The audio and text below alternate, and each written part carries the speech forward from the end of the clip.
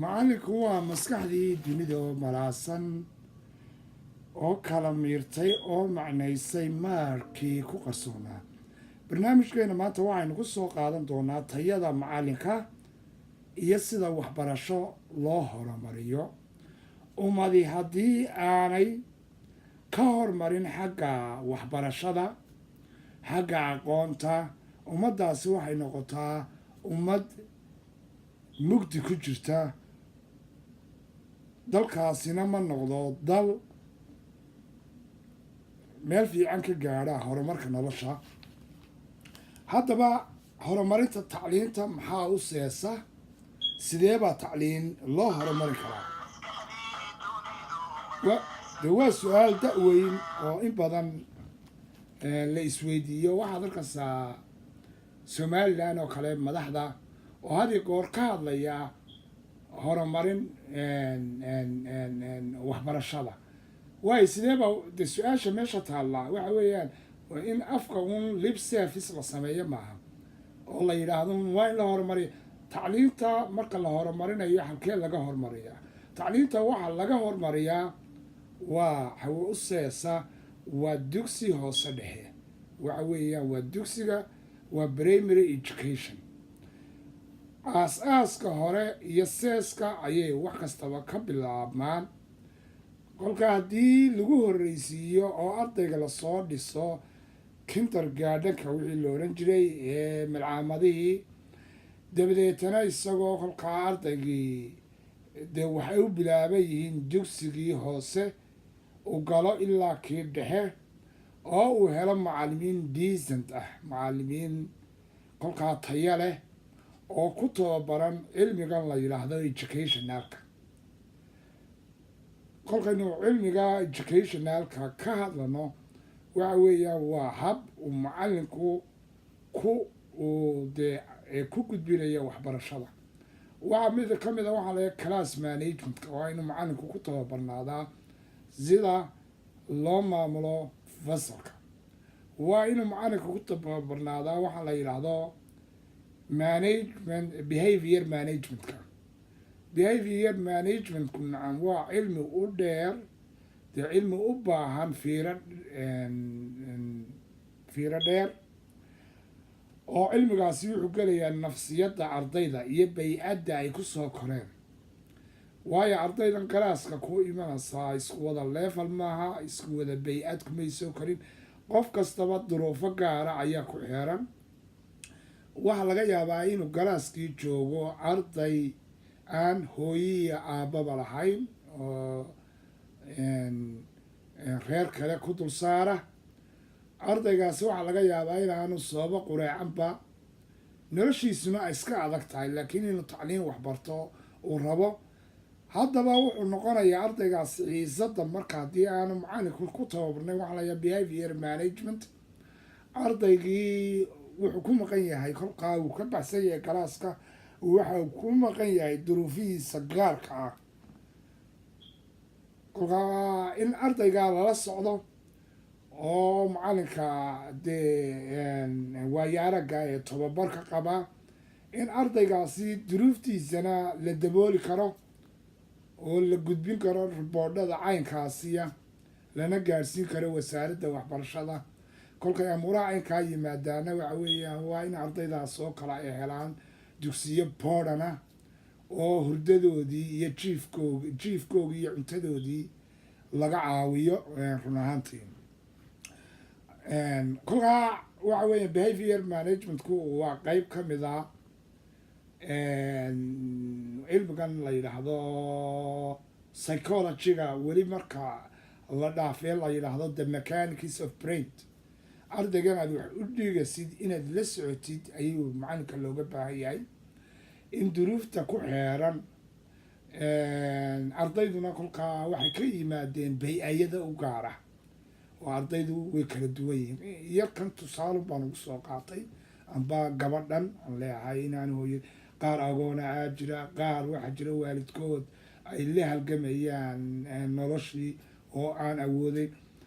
kolkaa tacliini waxay ka aasaasantaa horta in la helo macallin taya leh. macallinka tayada leh waa in mushahad la siiyaa kolkaa ku filan oo wanaagsan oo adduunyadu maanta way isbedeshay macalinku kuma noolaan karo $200 $300 kuma noolaan karo kolkaa halkay nimanka baarlamanka iyo wasiiradu ay 500 ka qaadanayaan macalinku waa inuu macalimiinta lasoo saaro oo la furo dugsiga tababarada waa inuu macalinku ugu yaraan uu helaa $600 waayo macalinku guri ma leh caruur buu leeyahay waxaanu soo saarayaa waa warshad la doonayo warshadan soo saarayaana waa hantidii looga baahnaa in ay bedesho waddankan waa ardayda waa madaxdii mustaqbalka waa kuwii technolojiyada progress ku sameyn lahaa kolkaa waxa weeyaan macalinka waa in had iyo goor laga fikiraa tayadiisa waxaad moodaa in la iskaba indha tirayba iminka kolka somaliland oo kale oo laga sheekeynayo nacam xisbiga iyo caynkan iyo waxa weeyaan xisbi maxaad ka sheekeynay waxa weeyaan horta macalinkaaga daayactir ereygan siyaasadana waxaynu ka fahanay wax qalada siyaasaddu waxa weeyaan life of city baa la yidhahda waa kelmad greega politic waa sidii ummadi ay magaalo ugu noolaan lahayd amba dee dal loogu noolaan lahaa waxbarashadii baa ka mid a caafimaadkii baa ka mid a runtii waxyaalahaasoo badan kolkaa taa geli mayno waddan haddaba korarka dhaqaale kolkuu korarka dhaqaale waddan markuu kobcayo maxaa lagu gortaa korarka dhaqaale waxaa lagu kortaa amba waxaa la yidhaahdo gross domestic production waa inuu waddankaasi lahaadaa horumar markuu sameynayo land and national resource waa dhulka iyo khayraadka uu waddankaasi u leeyahay waa kow waddankaasi waa inuu lahaadaa labor waa xoogsato iyo shaqaale kolkaa shaqayn karta waddankaasi waa qodobka saddexaad waa capital investment waa inuu lahaadaa capital investment maalgelin horumarka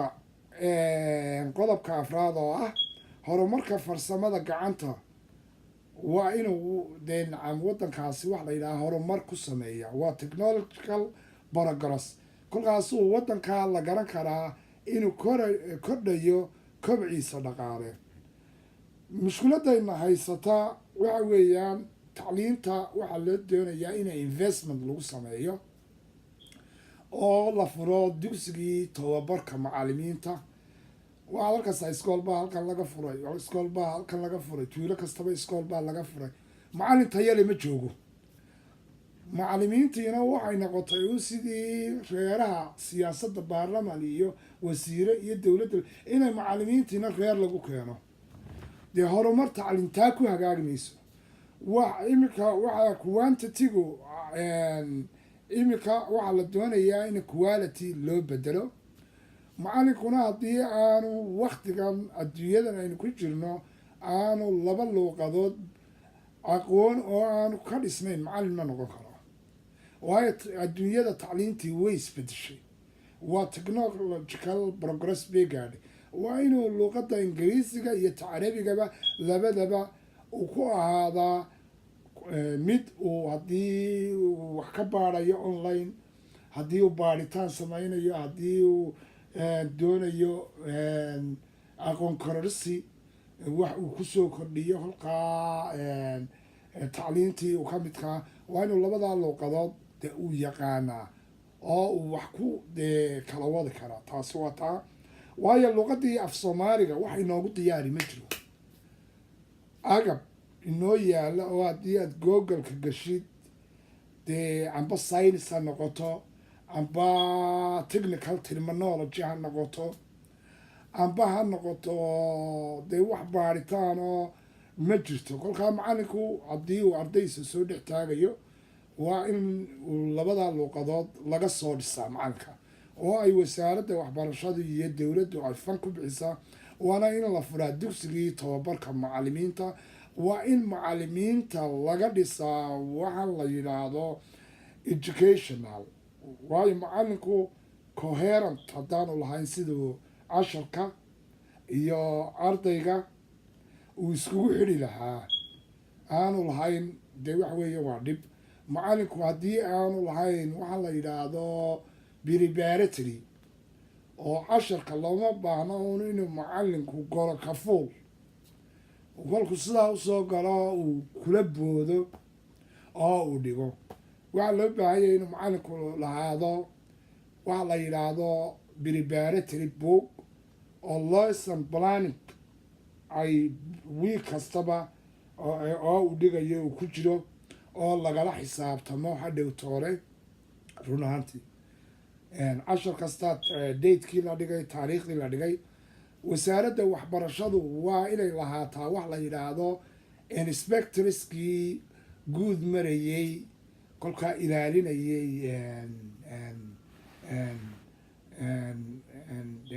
tayada tacliinta iyo shaqadu siday u socoto. taasi waa taa. kolkaa dugsi hoose dhexe ayaa laga tayeeyaa tacliim. kolkaa haddii dugsiga hoose dhexe macalinku la dhiso aqoontiisa, tayadiisa, waayo halkay 100 macalimiin oo jaahili oo dee aan dee alowsaha la yskaga keenay waxaa buuxinaya 3 macalin oo dhisan. beri baan waxaan ka maqlay niman ardaydii berigii hore ahaa ayaa allah naxariistay faysal amar mushtaaq ayaa macalin buu kolkaa ka ahaa carabsiinta ka tago wajaala tegi jiray, wajaalu kasoo dhigi jiray, haddana kolkaasuu gebila tegi jiray. nacam waxa weeyaan waa tayada macalinku. nacam macalinka tayada leh yaan dawladdu aanay ka baqanin. waa lacag fiicanna waayna siisay, wuxuu u buuxinayaa gaab. waayo waxaan waxa loo socdaa in arday taya le lasoo saaro. waxaad halkaas ardaydiiyo jaamacadii ka soo baxay oo aan garanayn sida nacam loo noqdo xitaa creativity aan lahayn, nacam oo aan lahayn wax la yidhaahdo talented curin, oo aan geli karin inay iyagu adventure sameeyaan oo entrepreneurship ay wax soo saari karaan. waayo ardaygiiba wuxuu noqday buug sita. sababtana waxaa ugu wacan ardayga haddaan dugsi hoose dhexe laga soo dhisin oo macalimiinta tayada leh horta aan lagu soo ururin dugsiga hoose dhexe, aan xoogga la saarin, oo dugsiga hoose dhexe un loo haysto waxa la iska geeyo. waxa weeyaan tacliinta sidaiskeegii oo dhan ayaa kolkaa burburasa. run ahaantii waxaynu garanaa kolkaa taasi waynu garanay.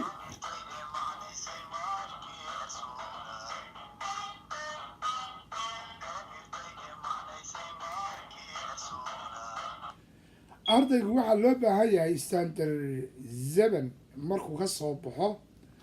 inuu yahay arday dhisan oo kolkaa buuxin karaa tacliinta sare fakalka kolkaa uu kaga beegayo. run ahaantii kolkaa waxa weeyaan dugsiga dhexe markuu ka soo baxo waa in tacliinta sarena qaab loo sameeyaa. dugsiga sare loo kala saaraa waxa la yidhaahdo scientifical iyo artiskii. scientificalki iyo artiskii. kolkaa scientificalkii waa wixii cilmiya ee science iyo maths iyo physics, biology, chemistry iyo maths oo aabuhu dee intaba la yidhaahdo waa hooyadood. waana halkay kasoo baxdada waxaa la yidhaahdo microtechnologygu, technolojiyada la sheego. artiskuna waa wixii edeb ah ee psychology iyo social scienckii in iyadana sidaa loo kala qaybiyo. in la furo dugsigii neeraste ee kolkaa iyaduna ay kasoo bixi jireen ardaydii pediatriciankii qualified neerastii oo nooc kasta oo ay hoos yimaadaan dugsi ay wasaaradda waxbarashadu leedahay oo dugsi sare ah. waa in la furaa dugsigii sare marka la eegayo isagana secondary ahaantii agriculturalkii dugsigii sare ee soo saaraya beeraha cabsi beerihii horumar looga gaadho oo aynu local food productionkeenu hadha uu gaadhaba heer la gaari karo inaa export la samayn karo laakiin de haddii aan dugsigii beeruhu jirin iyaduna lama helayo in arday hadhow agrain jaamacadii nooga soo baxa oo wax ka bedeli kara nolosha dadka iyo ummadda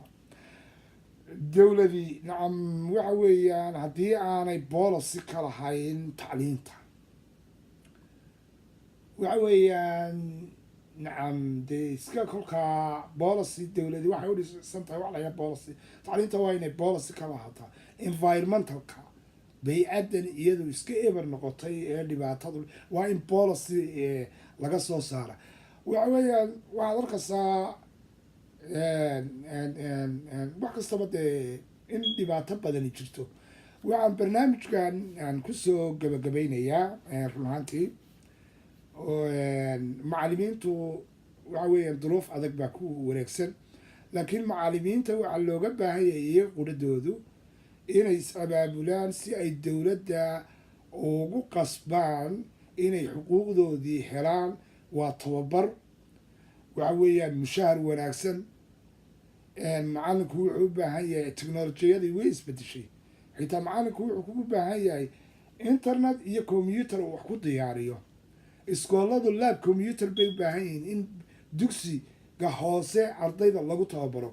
kolkaa macalimiintu waa inay samaystaan wax la yidhaahdo ururkii macalimiinta waa union waayo waatan xisbiye siyaasad unbaa lagu hordeeyaa macalimiintu waxay xuquuqdooda ku raadsan karaan inay samaystaan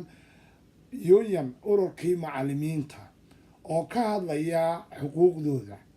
oo meel kastaba xuquuqdooda u joogsanaya dowladda la gorgortamaya wasaaradda la gorgortamaya waayo macalinku xuquuqdiisa waa inuu raadsadaa runaantii sidan waxa weeya waa ururka qura ee muhiimka u ah ummadana ururo kale oo dee dhalinyaro iyo waxbaa lagu sheegay iyo dallada iyo waxaasi way jiraan laakiin macalimiintu waa inay samaystaan urur macalimiintu ay ku bahoobeen oo ay doorteen boodiska iyo madaxdooda oo ku dagaalanta xuquuqdooda guud ahaan gobolada somaliland oo dhan macalinkuna wuxuu xaq u leeyahay inuu mushahar biisana helo laakiin haddii aada idinku hadli weydaan oo aada baqataan oo aada tidhaahdaan haddii aada dantiina sheegataan intan yare silca waxaan laydi siiyaa waxba maaha macalinku hadduu dhinto xitaa ma laha wax la yidhaahdo retirement ma leh oo waa laga jarayaa xuquuq ma leh macalinku hadduu gaboobo xuquuq ma leh waxa weeyaan waa macalinku waxa weeyaan waa mashiinkii waday ummadda waa inaad samaysataan ururkii macalimiinta amba union ururka macalimiinta dhaqdhaqaaqa macalimiinta iyo xuquuqdooda u dagaalama waxa weeyaan waa annaga oo aabbaada arabsiya times barnaamijyo qeybo kale ayaanu kasoo samayn doonaa oo aanu tacliinta dul saari doonaa mar haddii ay dowladdii musabiix cabdi ay u dhammaatay sanadkii meel kastoo caafimaadka waa la gelayaa waxbarashada waa la gelayaa environmentalka waa la gelayaa weliba xoogga xuquuqda macalimiinta ayaanu saaranaa wasalaamu calaykum waraxmatullaahi wabarakaat halkani waa website-ka yaga www arabsiyatimes.net barnaamijkani waa barnaamijkii ugu horeeyey macalimiinta qeybtiisa labaad iyo qeybtiisa saddexaad iyo qeybtiisa afraadba waanu idiin soo diyaarin doonaa goob kastana waan idiin mari doonaa isma dhaafno